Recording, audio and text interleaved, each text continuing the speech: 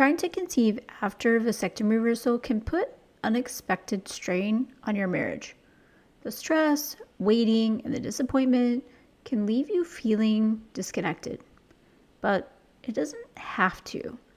Today's episode, I sit down with Kaitlan Merz, who shares her and her husband's 5-year trying to conceive journey.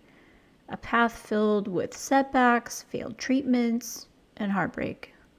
But instead of breaking them, this season brought them closer together, strengthened their faith, and reshaped their marriage.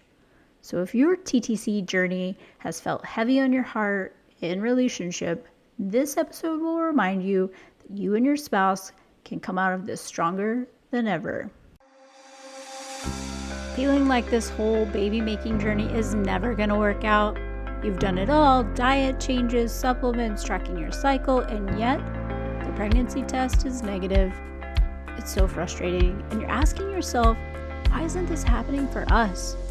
I'm Susan Gladstein, a holistic fertility coach and mom to 7, including 2 miracle babies after a vasectomy reversal, and I get it. Being told everything looks fine by doctors while still feeling stuck can leave you feeling hopeless and confused. On this podcast, I'll share practical, natural ways to support your fertility without all the overwhelm. Forget the everything's normal talk and the rush into fertility treatments. I'm here to show you a better way. If you're ready to take practical steps that fit with God's plan for your family, you're in the right place. I truly believe that you can have the baby you've been praying for.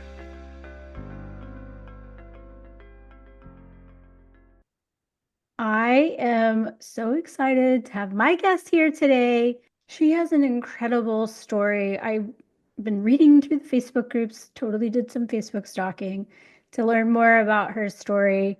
And she just has so much wisdom and compassion for other couples that are going through the same process. And so I wanted to invite her on the show. Tell us a little bit more about yourself and your story. Yeah, so my name is Kaitlan Merz. I am been married to my husband, Nick, now for a little over 5 years. We got married in September of 2019, and I am a stepmama to 2 sweet kiddos. We have a son who's 15 and a daughter who is 12. They are great, fantastic.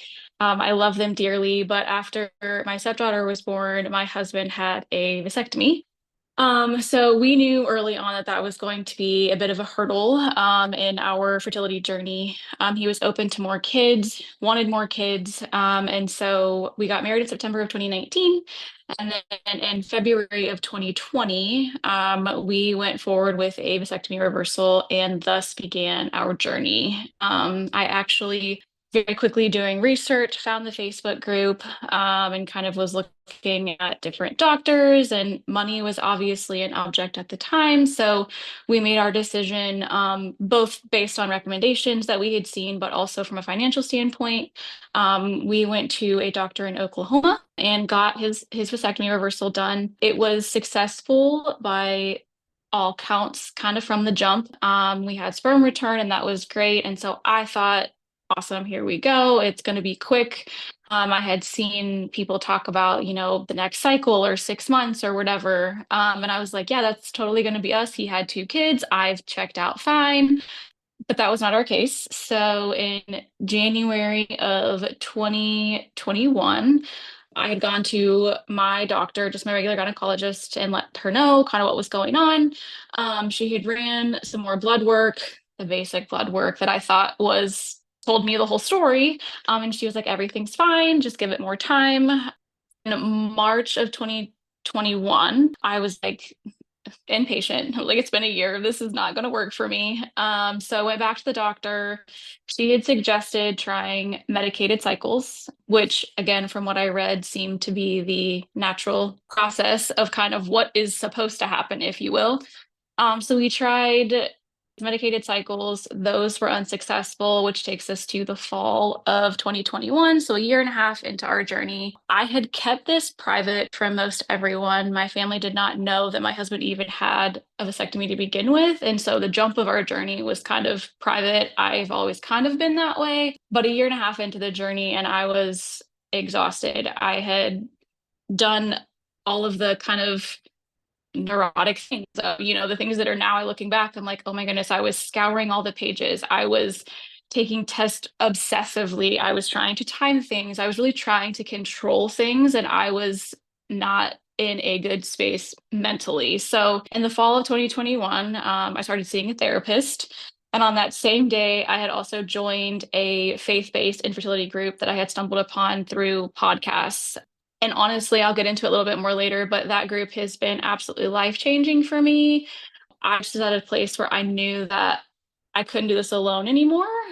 So I opened up to family, I opened up in the group, started seeing a therapist, and then we consequently also started seeing a reproductive endocrinologist at that time at the recommendation of my OB, because she was like, I can't really do anything more for you. This is all I know. So off to the reproductive endocrinologist we went. That was in October of 2021. We did 2 back-to-back IUIs around the holidays of that year, so November, December. Highly don't, if I could do it again, I wouldn't do treatment around the holidays. There's just so much more pressure. Again, kind of back in that just neurotic space and not really enjoying what was going on. Obviously, it didn't work, which made those holidays that much harder. So we took a couple of months off, and in the spring of 2022, I went to my first leader retreat. Well, my first retreat with the ministry. So I joined the ministry in the fall of 2021 and very quickly decided I wanted to go all in. I became a leader and then went to my first leader retreat. It was in between like our failed IUIs, and I really didn't know what direction the Lord was leading us. I was really trying to lean in. I was like, look, we did 2 of these. It's not cheap. We don't have any fertility coverage. So everything we've done thus far has been out of pocket. And I just felt the Lord calling us to just try again. So in March of 2022, we did a third IUI, and it again was unsuccessful. And I was zapped. I was just so defeated. There shouldn't really been anything wrong with me from what I was being told. My husband's counts were good. Like it just wasn't adding up. So we took the rest of 2022 off as like a reset. Now, obviously, we still tried, but I did not take any medication. I didn't see doctors. I was really just like, I don't know where to go from here. Late summer, I started praying again, and there was recommendations of us to do IVF. That was kind of what my doctor said after 3 IUIs. So we prayed on it. And in late summer, really felt like maybe that's where the Lord was leading us. But money was, again, a huge obstacle. We're talking $20,000 to do a round of IVF at our local clinic. I had thought about going to another clinic, but that was cheaper. But they're in New York, and I was just like, I'd have to travel. That just adds another stressor of things for me. It was winter going into fall, winter time. I'm like, I'm not trying to travel to Buffalo in the snow. We just decided to stay with the local clinic. But again, money was kind of a thing. So we really prayed on it. Tried to just trust that my therapist told me if it's his will, he'll pay the bill. And I'm like, okay, I'm going to cling to that. I don't know where $20,000 are going to come from, but you got it. Through fundraising, through the generosity of a girl that I had actually been connected with a year earlier, going through her own fertility journey, who went through IVF and got her miracle baby. They had donated a very generous amount of money to us. And so we actually had the full amount that we needed, almost to the dollar, in just donations and things like that. So it was really a testament to what the Lord had done and showed up for us. And I thought, okay, he has literally flung open all these doors. This is it. I did not want to start work again in the holidays. I was like, I cannot do that again. So we waited until after the holidays. I started injections on December 7th, 2022. And then in January of 2023, we went through with our egg retrieval. Again, during my scans and things, everything seemed to look good. I never had any concern or reason to be worried. But we got to our retrieval, and I woke up to the news that we had retrieved 10 eggs, but only 4 were mature. And so I was kind of like, well, if all 4 fertilized, that's great. That's 4 little babies we have a chance with. That's great news. By the next morning, We had been told that only one had fertilized. There was a small chance that the other three could, but it wasn't likely. And so I really just, again, was super defeated. I was like, I went through all of this. I have one. I understand it only takes one, and that life is so precious, but like I really started praying for the other three and just like speaking life, speaking life, speaking life. It just didn't seem like he would bring us all this way for it kind of to just culminate like this. But alas, we did a transfer on January 25th of 2023. Not my doctor wasn't super competent. The embryo wasn't actually strong enough to freeze, which is why we did a fresh transfer. But I still had hope. I was again like, I just don't understand how we'd be brought all this way and then it not work out. So for 10 days we did, progesterone injections, really just tried to sink into the fact that like I was carrying life in those moments and that's what we were clinging to. It was a sweet time for my husband and I to really we did devotionals. We had like set aside time each night. We prayed in that's actually where I'm sitting, but prayed in what will be the nursery that we have spent 5 years like slowly decorating and doing. But on February 3rd of 2023, we found out our transfer didn't work and our journey was just over within like a 6 week span. And again, I was left completely gutted. It didn't make sense. A month after that, I went back to leader retreat and was just loved on so hard by the gals in the ministry. A lot of them had been in the same position as me. If they hadn't, they just loved on me in my moments of just being broken. I really couldn't connect with the Lord. I just was like, I'm angry, I'm mad, but I had a hard time saying those things. I don't like feeling those things. And so saying them out loud just made them feel more true, I guess. And so came back from leader retreat and again just took the next, I guess, 6 months really off of trying to take it off of doing any more research. Obviously, I wanted to know why it didn't work. I wanted to know what was going on. I had asked my doctor what her thoughts were, if she thought it was endometriosis or something else going on. And she just said, no, we do something different next time. And I was like, excuse me, ma'am, I don't have $20,000 more to try again. It's just not going to work for me. So I was frustrated again. I was angry. I just felt like we had been led to this space just to be let down again. And I wrestled with that for a long time. It wasn't until I guess this past summer that I really faced it head on. I went through some healing prayer sessions at my church and really just tried to attack or at least acknowledge, accept, and let the Lord into what I was truly feeling because I spent a year going through the motions of going to church and leading my group and doing the things, but I really wasn't connecting with the Lord. I really couldn't get past it. So then in, I guess, October of 2023, I had met with a naprotechnology doctor after doing some research. For people that aren't familiar with them, it's like based approach to fertility. It can both be for avoidance and also for trying to achieve pregnancy. But I met with my doctor, and within 5 minutes of talking to me on the phone, thought I had endometriosis. And I was like, well, that's new. No one's ever said that to me before. Asked about it, but everybody said no, because I didn't have the classical symptoms. So everybody just kind of wrote me off as that probably not being the case. I went in for a diagnostic laparoscopy in December of 2023, thinking, okay, they'll get whatever's in there out. We'll be good to go. To wake up to find out I had stage 4 endometriosis. I had adhesions that were basically binding my ovaries up and they were attached to my uterus. So even though I did IVF, like my ovaries couldn't produce what they were forced essentially to do because there was no room for that to happen because of the adhesions. So super frustrating that no one caught that prior to obviously what I went through. But in April of 2024, had everything excised, and we've been trying to conceive in a more natural approach ever since. I started seeing a nutritionist. I see my NAPRO doctor who has me on. She's really monitoring things. I think the thing I want to stress, I guess, as far as like the process of trying to conceive is I guess I read it and everybody just kind of followed the same assembly line kind of thing. And I never really tried to deviate or do research for myself. It was just like, this is what the doctor is saying, and that's what we do.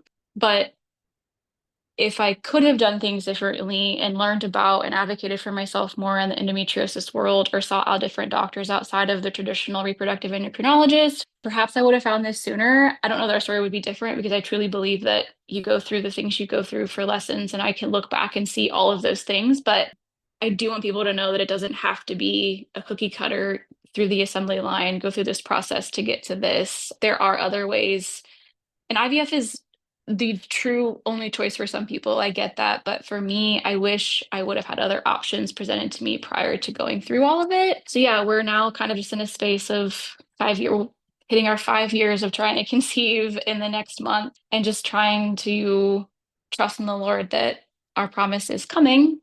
But yeah, it's been tough. That's our journey in a nutshell. Oh my gosh.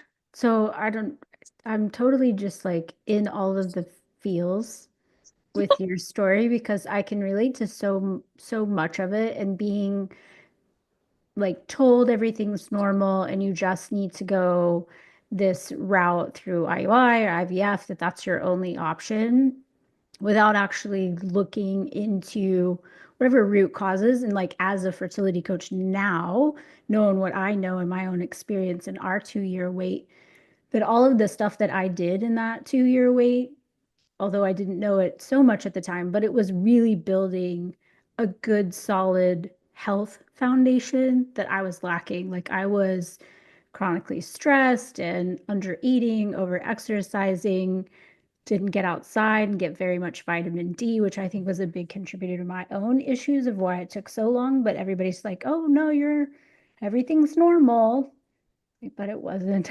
And I think it's just so important that it is understanding that you need to advocate for yourself, that you are your best judge of what's going on.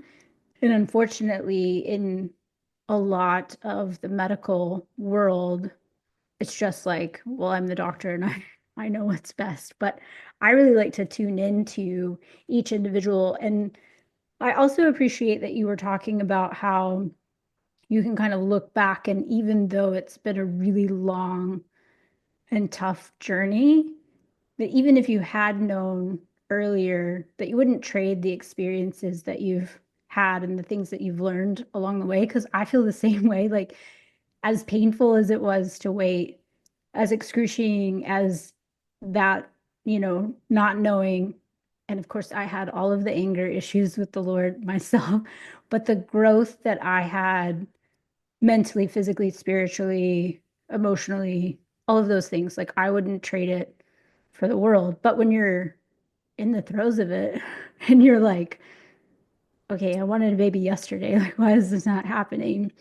I would love to hear, because I know that one of the things that you really gained through this experience is that you and your husband have managed to like come together, be closer, have a stronger relationship with the Lord, find community and strength that you wouldn't have otherwise had. And so I would really love to hear about that, because I think that the wait is an opportunity to do things. Like it's not wasted. And so I would love to hear about that, and then what you would encourage for other couples that are kind of in the wait and how they can help build their foundations and their relationships. Yeah, absolutely. So it's been a process for sure. Like I said, when we first got the reversal, I was like, before it was like the chance was never there. Like in my head, I'm like, it's never there, right? Like we connected a lot easier because it was just fun then, right? Like there was no pressure. It was fine. And then we got the reversal and there was an immediate flip switch in me. And I was like, okay, gotta know what's going on, gotta do this, gotta do this, then and that, and whatever, like just, scheduling things and around certain things and literally calendarizing things. And I was like, and I thought that was normal. I really thought that this is what I need to do to make this happen as quickly as possible. And learned that that is just simply not sustainable. I will say throughout the journey, I've gone through points where I get back to that space, but I think as a couple have gotten a lot better at realizing like when we start to get, or well, it's really just me, but we've got better at both recognizing when I start to get like that and kind of dialing it back and really just trying to enjoy time together. Obviously, we have the two kids and we have them occasionally. I mean, we have them, on a shared schedule. So they're here with us sometimes as well. I think for us, it had about just prioritizing like not only each other, but like the Lord in our lives as well. He didn't grow up going to church. He really didn't start going to church until we started dating. And we weren't able to go as often as we wanted because of my work schedule at the time. I have since left my old field and have a more like flexible, I don't have weekends working anymore. So we can go. But kind of to your point, like the things that we have learned and grown through in this journey, I don't think either of us would be people that we are. I was talking to my therapist last week and was like, I am not who I was literally at all 5 years ago. And he's not either. I can look back and see like he would have never prayed with me 5 years ago. Like that's just not a th I mean, I don't, he prayed, but it was never vocal, it was never out loud, and it certainly was never an earshot of me. We've made it a point to now kind of pray together, like at night before bed. Like someone will look at the other person and be like, "You want to pray?" Like, duh, we want to pray. Let's pray. And it doesn't even have to be, long prayer. Sometimes it is. Sometimes I'm really long-winded. Sometimes he's really long-winded. But it's just kind of coming to the Lord together. There's something powerful about also praying on behalf of and for your spouse.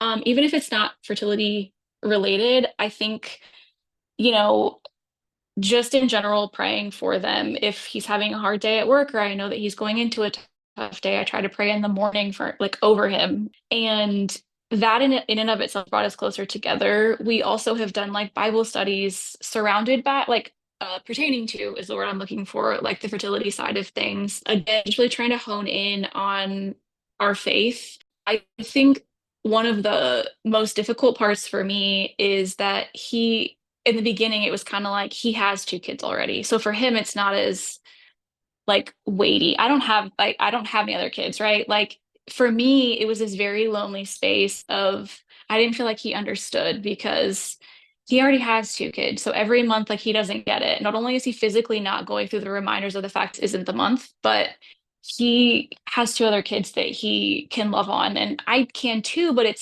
just felt so different to me. And so that was kind of a point of disconnect for us as well. And it was really just me like being honest with him about that. I know I've seen that kind of in the Facebook group a little bit. I don't know how many people typically don't have biological kids. This do, but I have seen it come up and even in other like blended family, Facebook groups and things. But that was the point of contention. And I had to really like have an honest conversation with him about how I was feeling and be like, look, I don't feel like you feel the same way as I do. Like you already have, your kids. And he was kind of like, yeah, I do. And I love them, but I want children with you. And it'll be different for me because I have to share the kids, right, that I have, now. Like it'll be a different type of family unit that he just didn't get to experience with his other two kids. And so, and if I wouldn't have been honest, I think about my feelings with him, and it took a while because I didn't want anybody to think that like I was downplaying the fact that I was a stepmom and my role is that and I didn't love the kids. But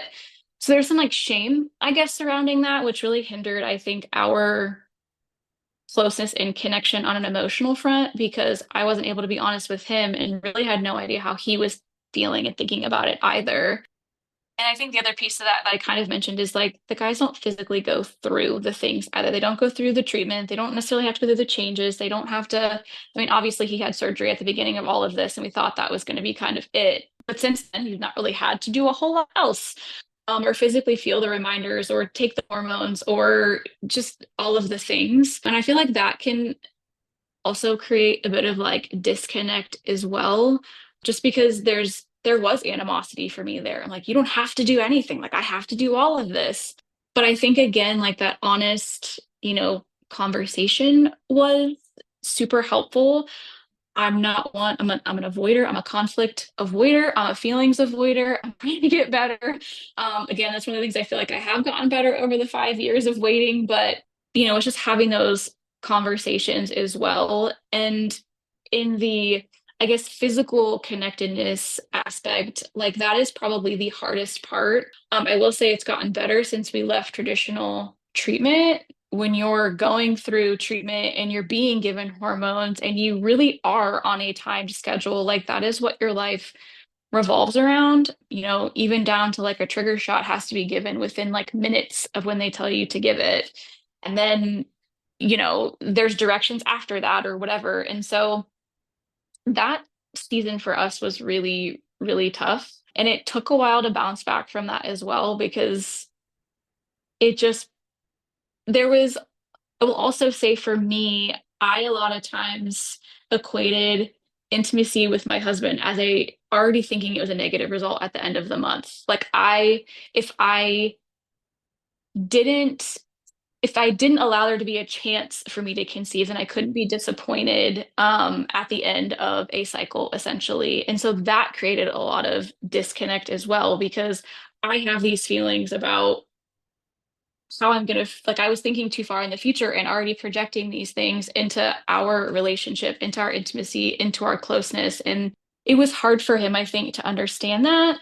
But again, that conversation that we were able to have and really me just being like, the enemy, I think, tries to attack in a lot of ways. And that was one thing where I was like, I have to draw this boundary line here and not let the enemy into this part of our relationship because that is like what God has created and that is, sacred in marriage and whatever. And I'm allowing the enemy to kind of step into that and control it. So it's really a mindset shift for me, but it's been hard. It's been up and downs and we've been great sometimes and not so great other times. And the journey's not for the weak, literally at all. It's been a long one.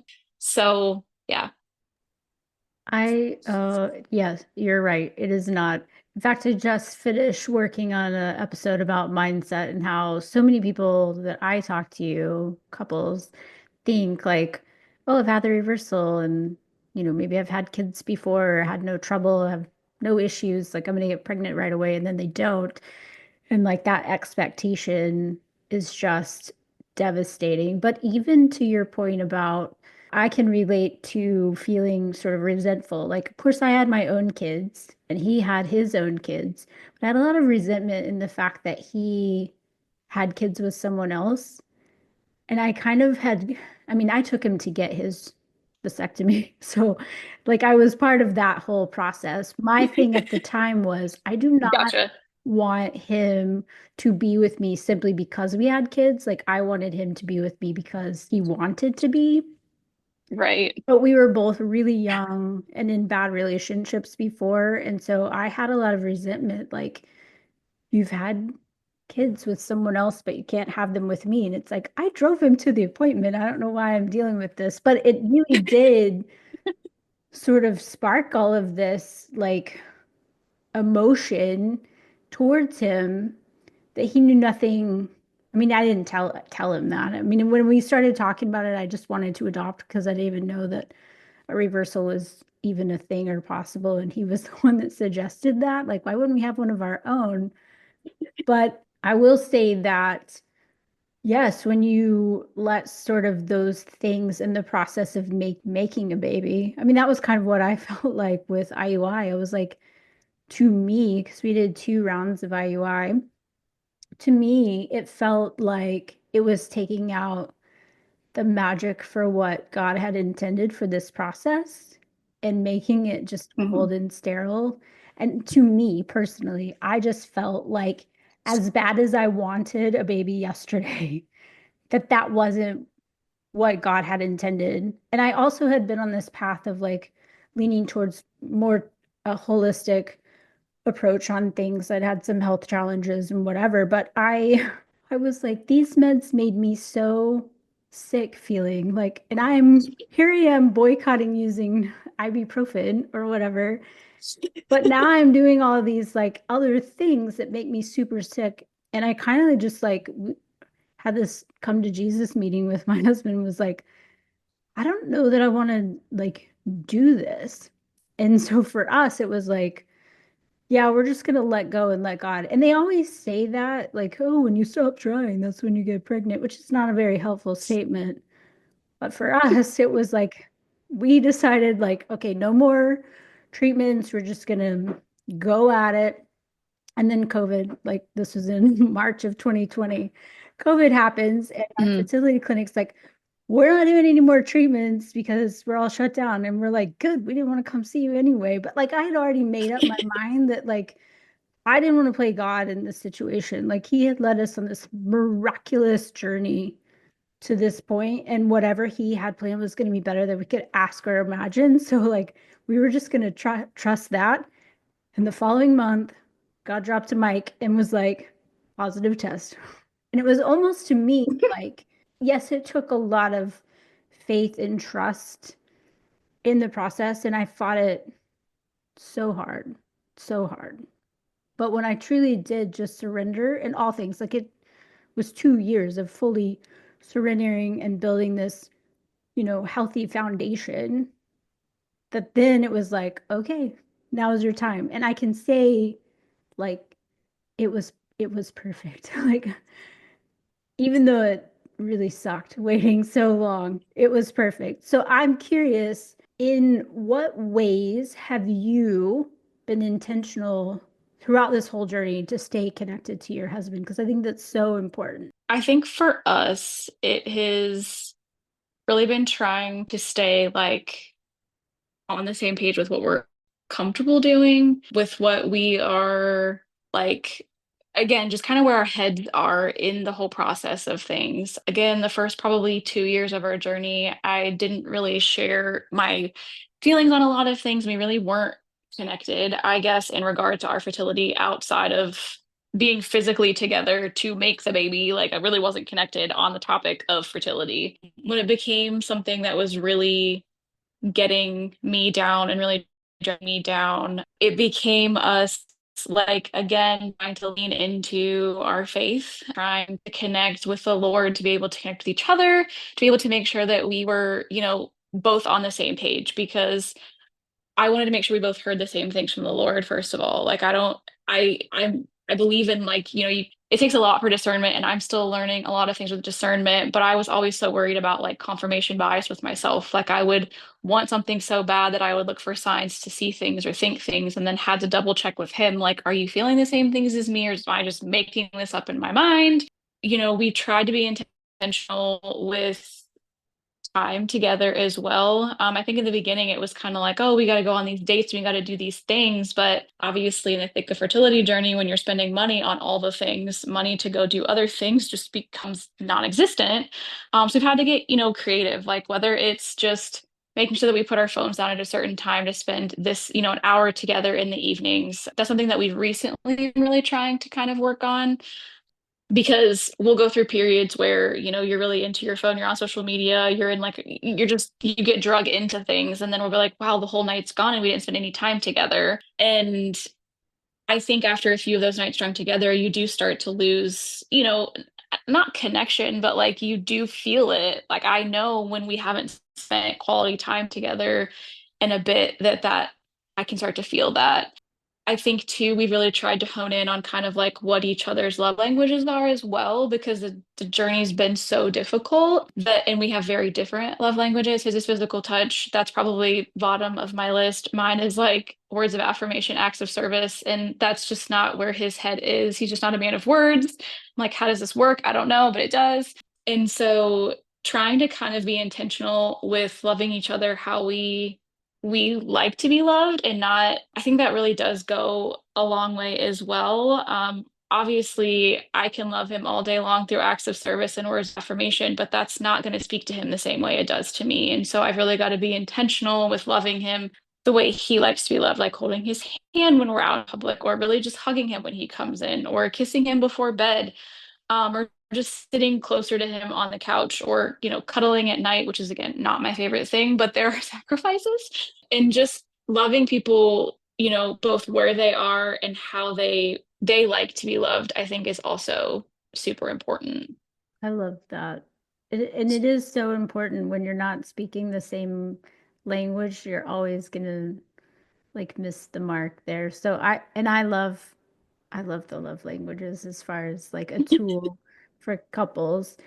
What has helped you sort of stay positive through this whole journey? Because it certainly hasn't been easy and lots of ups and downs, but overall, I feel like you have a very positive outlook on what's to come when it's easy to be defeated and let the devil come in. So, what has helped you stay positive? So I mentioned briefly, but I didn't name it, the ministry that I'm a part of. It's called Moms in the Making. And again, I found it like a year and a half into our journey, joined a group. I'm like, I just need community. I knew I needed faith-based community. The Facebook groups are great, but when there's a lot of woe is me and just complaining or obsessive this or research that, I was like, this isn't healthy for me. So I really branched out and I actually went to my first meeting the same day that I went to my first therapy appointment. So I was really just doing big things that day. But I decided that I just needed, again, some support. So joined Moms in the Making, and I attended the rest of that semester in the fall of 2021, and then started leading a group in January of 2022 group here and be able to communicate with other leaders, but also for me, walking alongside other women who are in similar positions as me. The want to have a baby is so strong, the desire is so strong that it doesn't really matter how long you've been trying. When it doesn't happen, it's defeating. And so I've had probably like group started slow, which was a little bit defeating as well. But my group has grown and shrunk and grown and shrunk. Obviously, as women have babies, they tend to leave the group because it just doesn't suit their needs anymore. But I've had a bunch of ladies come into my group. We've had miracle babies come out of the group. And so it's just been really helpful to have people to walk alongside the journey with. I think for me, community is probably the biggest thing, but not only community, but faith-based community has been huge. Just hearing truth, biblical truth over the situations and speaking life over situations. And my words were just so honestly full of like death, not the word death, but like I just, there was no real hope, I guess, left for me in the situation. And when I found the community Moms in the Making, it 100% changed the trajectory of how I handled things. Now, my outcome is not any different, obviously. I still don't have the baby, but I am hopeful that that will be like the God is good and true on his promises. And so I'm clinging to those things. I don't believe our journey is over. And my husband actually, they started a Dads in the Making about 2 years ago, and he joined in July of this last year. So his is all virtual because there aren't as many guys looking for the same kind of support as women, but he has also found community. And while he's not in close proximity to those other guys, he's able to get on every other week and converse with them and just bring it all and also have truth spoken in to him and his situation as well. So that has been a huge, I think, positivity boost, I guess, over both of our lives. And again, it just kind of goes back to the foundation of the Lord. I wouldn't be able to be as positive and hopeful as I was if it was not for my faith and the Lord just showing up time and time again. I really love that because I almost every single consultation that I do with someone, it always is like I see it in the faces, the negativity, the devil getting a hold of their thoughts and wiggling his way into their mind because he wants nothing more, the devil that is, than to have you question whether or not this is God's plan for your life. He doesn't want successful families and marriages and people to raise up kids that are loving the Lord. And so, whatever he can do that's his only power, really, is to bring in doubt and fear and have you question the Lord's plans for you. And so, I get on the call and I'm like, no, I believe for you. Like, this is going to happen. If the Lord placed it on your heart, because that's the thing I always hear, like, I just can't shake it. I can't shake it that this is our plan. Like, it's not happening, but I can't let it go. I'd like to because it sucks, but like, I just can't let it go. And I'm like, well, if the Lord placed it in your heart, especially if it's both of you, like it was for us, where we both, like, 9 years we're married and decide like, we're not done. 5 kids we have to, between us, we're not done. And both of us started feeling the same thing at the same time, like definitely a God thing. So by the time I talk to them the second time, after I've just spoken life and belief, like this will happen, it takes time. I mean, if you take a step back and think about how miraculous creation, like creation of itself, but even just creating a life. If you think about how like all of the absolute miracles, like small percentages of things that have to happen in order for that life to come to be, you can't help but just be in awe and also like kind of realize like, oh, maybe that's not going to happen yesterday, right? Like there are a lot of pieces and puzzles, but when they, I have my second consult after I've spoken life into them, like physically, I can see it in their face. They're a different person. And so sometimes it does make all of the difference just having a community of people that are speaking life and truth into your world. And I'll tell you, in most Facebook groups, that's probably not what you're finding because the world doesn't think that way. And that's what I love about my community. And I know that you're doing amazing things. So if others are looking for a community like you're talking about, where do they find you? So the group is actually a nationally, well, we're international, I suppose, but it's based in Dallas. You can go to momsinthemaking.com. All the information is on there. There are groups in person all over the country. We have groups in Mexico, Netherlands. I don't even know where else, Canada. But we also have virtual groups as well. So if there's no one close to you, I believe we have like 15 virtual groups going currently, different nights, different time zones, different ways to meet your needs. And if that's not, your style, your speed, whatever, I do still encourage people to try to find some level of community or at least one person to be able to talk about outside of your husband because you're both in it. You're both going through it. And sometimes it can consume every single part, every conversation, and just dominate life. And so it's been huge in giving us an outlet to discuss that outside of each other as well. Yeah, I'll do a shameless plug for my SusanGladsteinCommunity.com as well because it is very powerful just to be around. I mean, I use the analogy a lot in my, life and health coaching. It's like whatever you focus on is what you'll see. So if you're, you buy a new car and all of a sudden your same car is everywhere, you see it everywhere, and you never realized there was so many of that car everywhere, but it's like it's kind of the same thing. If everybody around you is talking, we'll say death, like I think that's a good term because it isn't bringing hope and life into your situation. And certainly if your body is sensing stress and resistance, it's not making you more fertile in the process because your body is not going to want to have another life form sucking more of that out of you if you're stressed. So there's lots of studies on stress and fertility, but so I love that. And then if somebody wants to find you, how do they find you? Me personally, I am on Instagram. It's Caitlin Marie, but there's an underscore in there and there's an extra E on the end. So you can find me on Instagram. And then I'm also on Facebook. It's just Kaitlan Merz, Merz. I'd love to connect and chat if maybe a full group isn't, something that you're really wanting to get into, but you'd love someone to chat with, connect with. I am now an open book after this journey. I share it loud, proud, and just, yeah, I'd love to connect.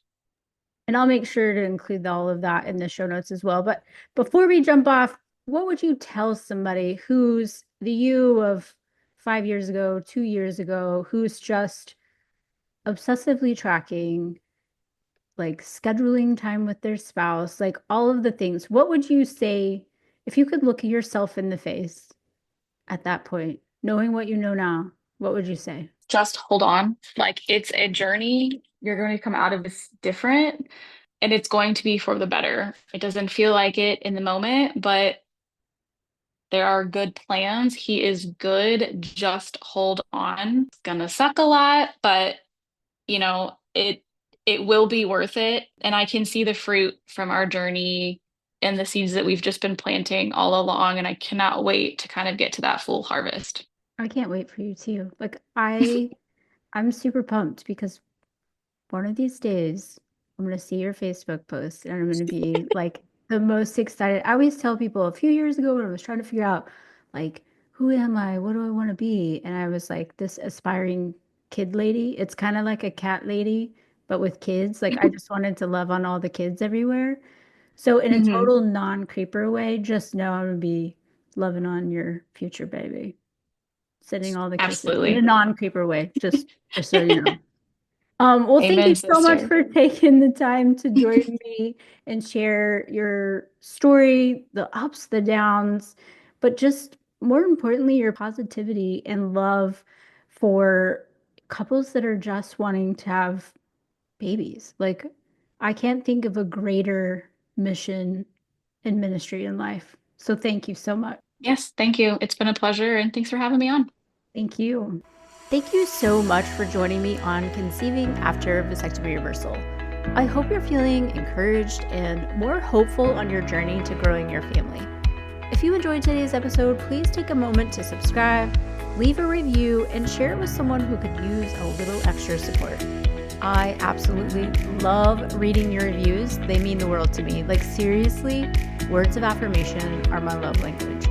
So let's stay connected. Find me on Instagram at conceivingaftervr and join our Conceiving After Vasectomy Reversal Facebook community for even more support and encouragement. I believe that God placed the desire for a child on your heart for a reason, and I'm grateful to walk alongside you in this season, to encourage you, and to help you find joy in the journey, trusting that His plan is greater than we could ever imagine. Thanks for listening.